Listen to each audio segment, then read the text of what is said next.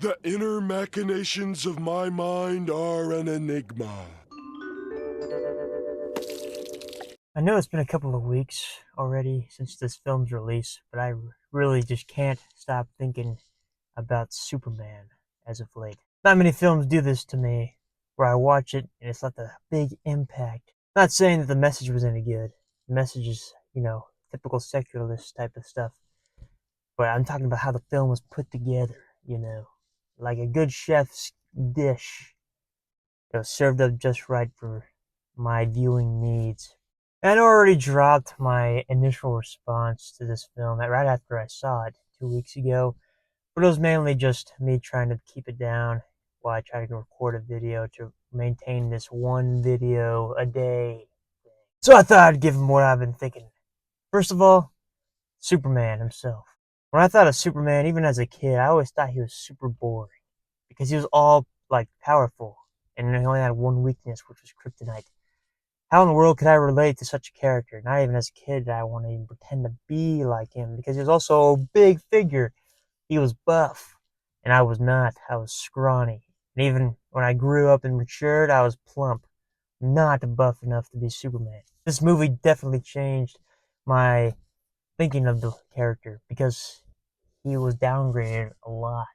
James Gunn wanted to make a more relatable Superman, a Superman that could get hurt.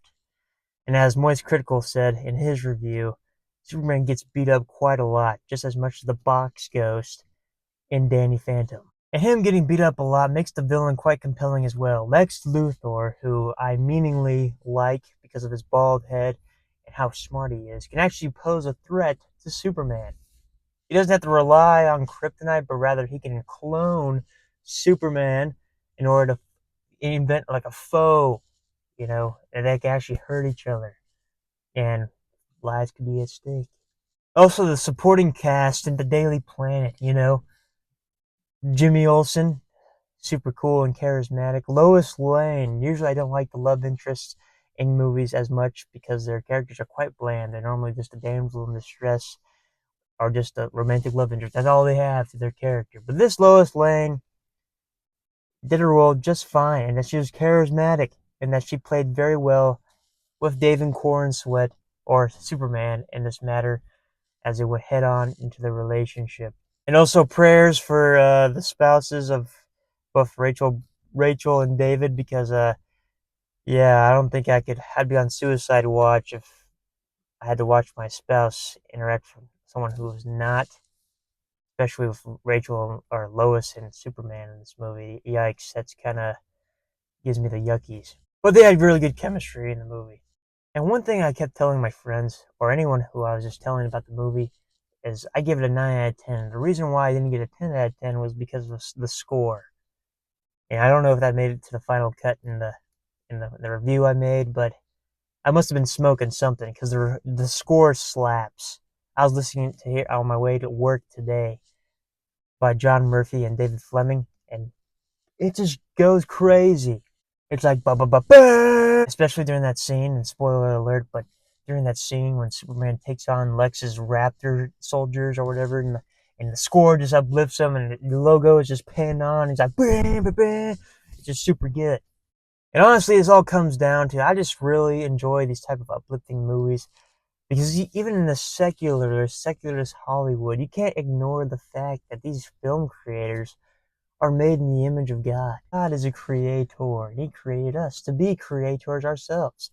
That's why we have so many impressive innovations and designs here on Earth today. God has used us for certain architectural buildings to build, but also to display other creative notations. That's no different in movies as well. You can see in this movie and why audiences like these types of characters when they're down and out, when they keep getting pummeled and they keep losing and losing, and they still get back up and they still perform well, even though they get none of the glory themselves, because ultimately they're hiding underneath a secret identity.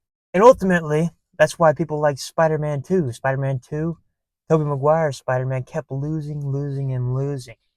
Nothing went his way, at least Peter Parker. He wanted to give up being Spider-Man. That was his responsibility.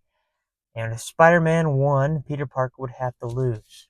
Peter Parker won, Spider-Man would lose, but also many others, other lives would be lost because Spider-Man wouldn't be able to save the day.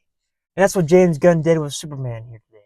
Superman is getting beat up a lot, like the box ghost from Danny Phantom, as I mentioned earlier. And we see him lose relationships with Lois, and people with the Daily Planet don't know where he's at. Well, ultimately, he does it for the greater good. He does it to save lives. He does it because he cares about human beings. And what greater way to tie that in to our Lord Jesus Christ, who is God in the flesh, who came down to the earth, left the heavenly riches, and came down in the likeness of a slave, and felt the no need to be equal of God as something to cling on to, and to be humiliated, walk up to the cross, take the punishment in full, being spat on, mocked on, etc., for the salvation of those who were at enmity with him. That's right, you see it all over, theophanies, even in secularist creations, in movies alike. We can't help as Imago Days not to like these type of stories, where the lowly, gentle, superhuman is just relatable. Not just relatable, but takes none of the glory himself. And it's all to the glory of their alter ego, the superhero. And Christ did it all for the glory of God. And that's exactly what these heroes do. Everyone loves these heroes in the film. They are applauded. They're praising them. Superman saved the day. And that's what Christians have been proclaiming for 2,000 years and onward, that Jesus Christ saved the day. He took the sin of the world so that you and I could be forgiven. And that's why I've been thinking about this movie a lot. And most other movies that I've enjoyed really just displays the secularists, even though they don't believe in God or the God of the Bible, they can't escape their own design, that they must create these stories that just points back to Jesus. Not saying that these are harmless, innocent movies. Of course, they're going to add their profaneness to the storyline, the plot line. But through the Christian lens going into the film, you can't but see what's good and pure even in these imperfect and unpure cinematic films. But yeah, that's all I wanted to say. To God be the glory.